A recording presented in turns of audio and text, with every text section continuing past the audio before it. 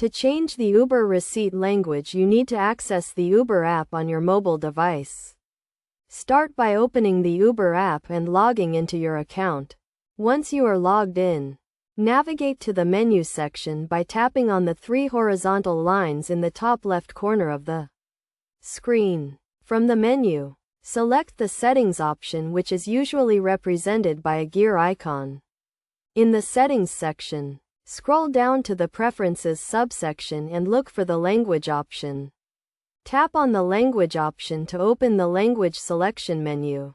In the Language Selection menu, you will see a list of available languages that Uber supports. Browse through the list and select the language you want to use for your receipts. Once you have selected your preferred language, tap on it to save the changes. The language change will be applied immediately and you will start receiving receipts in the new language. It is worth noting that changing the language in the Uber app will affect not only the receipts but also the overall app interface. To confirm that the language change has been successful, you can request a test receipt by going to the Trip History section, selecting a recent trip, and tapping on the Receipt option.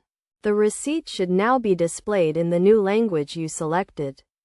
In addition to changing the language in the app, you can also change the language of your email receipts by logging into your Uber account on the website and following the same steps.